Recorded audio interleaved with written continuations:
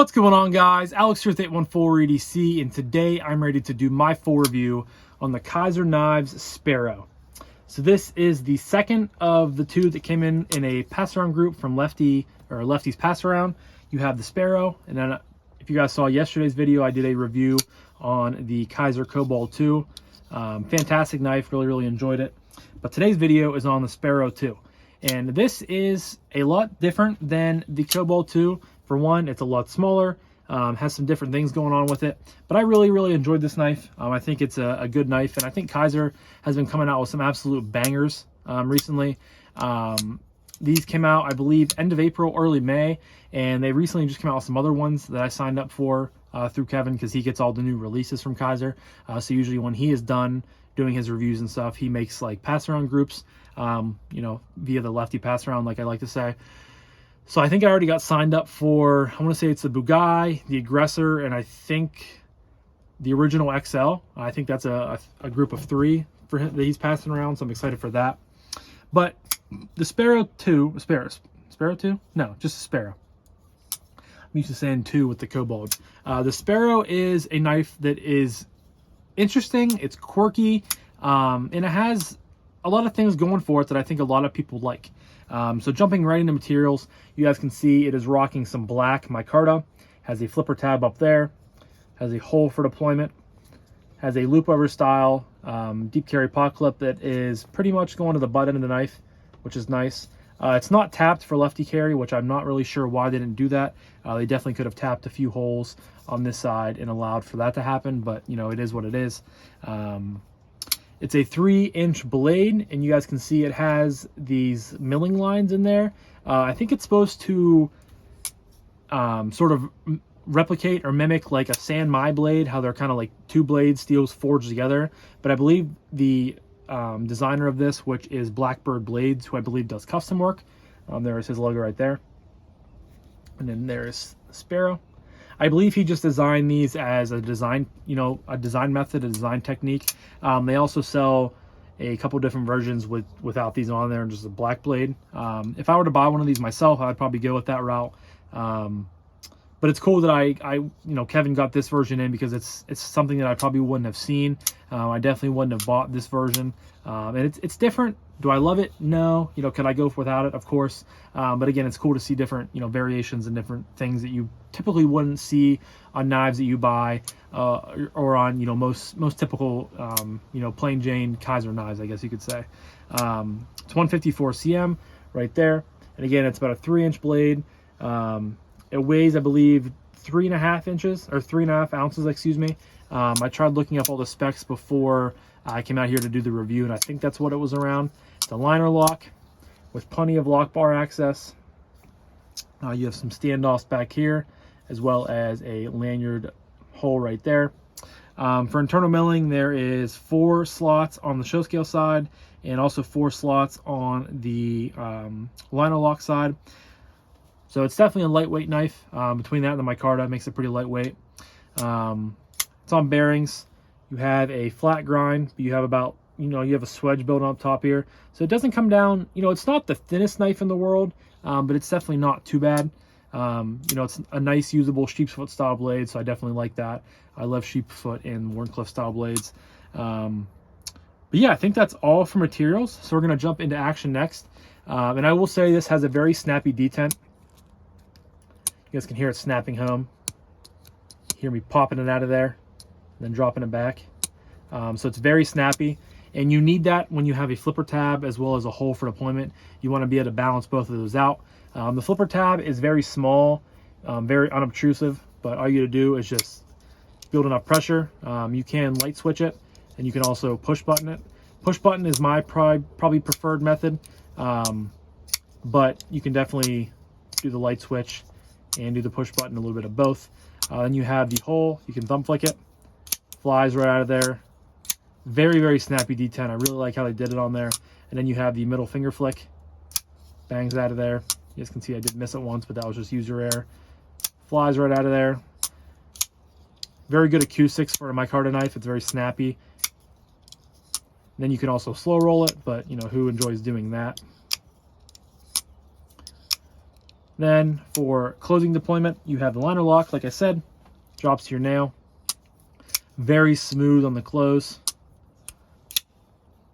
No blade play at all. This thing is locked up really, really tight. Just very, very guillotine-y. You guys can see if I can get my thumb out of the way there. Almost closes. Do a lefty. Try this method. Just fun to fidget with. I really have appreciated the detent on this one. It's very snappy. It's very fun to fidget with, and just you know, you have such a snappy detent, but then you also get very, very smooth closing action. So it's the best of both worlds, in my opinion. And Kizer really killed it with the action on this one, as well as the Cobalt too. And Kizer really, as a whole, as a company, I think Kizer does a really awesome job, really, you know, well done job. Because a lot of what they produce has, you know, good materials, good action, good ergos for the price point. It's just they're honestly hard to beat. Kizer does really well in that category, and this is definitely up there as well. So action is very, very good on the Kizer Sparrow. Next up, we're going to talk about ergos, and the ergos are good, but they're not great for me. I just feel like this knife is kind of a little chodish, if I'm being honest. It's kind of short and stocky and stout, but I can still get 4 fingers on this knife easily. You do have sort of a landing choil up here. It's definitely not a finger choil, or sorry, it's a flipper choil, not a landing or a finger choil. But choked back, you have this nice natural restriction point right there. I can get all 4 fingers on there nice and easy. I don't feel too cramped or anything like that. The paw clip doesn't sit super duper proud, so I can feel it, but it definitely is not much of a hot spot when I'm in this grip right here. But then when you choke up, it's not the most comfortable grip to use, but if you're going to be doing something really precise and you want to be, you know, in full control over your blade with your thumb, you have a lot of different control, or a lot of different methods you can use this way, because it gives you, like I said, full control. But, you know, it's not the most comfortable. I don't know if, you know, it's really designed to be used like this. You can definitely use it, but I don't think it's, I don't know. Most people, I think, are going to be holding it like this and not even really utilize it up there. This way it's comfortable. It's not, like I said, it's not the best ergonomic experience I've handled, but, you know, it's kind of right in the middle. It's not the best, but it's not the worst. But, you know, the micarta is really nice, like I said in this video and in the Cobalt 2 video. Kizer is really producing some high quality micarta, in my opinion. Has a really nice, it's like soft, but also has the right amount of grip as well. So I really have no complaints at all with the micarta. I think they did a great job on that, whoever they buy it from or produce it from. So all in all, you know, the ergos, they're decent. They're not fantastic, but they're not the worst either.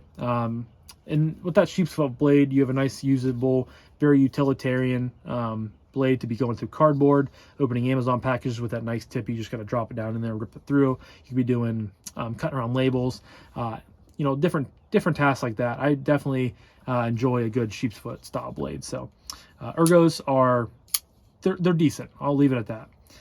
But next up is carry. And I think this knife is severely lacking from the lack of lefty carryability. Again, I don't know why they did not put lefty screws on there, or excuse me, tap for screws so you could switch the clip over to lefty. I think they missed kind of a golden opportunity, just like the Cobalt 2. Like, you're telling me that you can't tap screws in there for lefty clips? I don't really understand why they didn't do that, but they didn't, so that's kind of a bummer. Kind of takes away a little bit of the knife, you know, usability for me personally. But I'm not a lefty, so I guess it doesn't bother me personally. But for those lefty people out there and those lefty friends of mine, you know, I feel for you. Get a little bit of H2O. But it's, you know, it's a nice, small, slim package. I think overall length is just under 7 inches.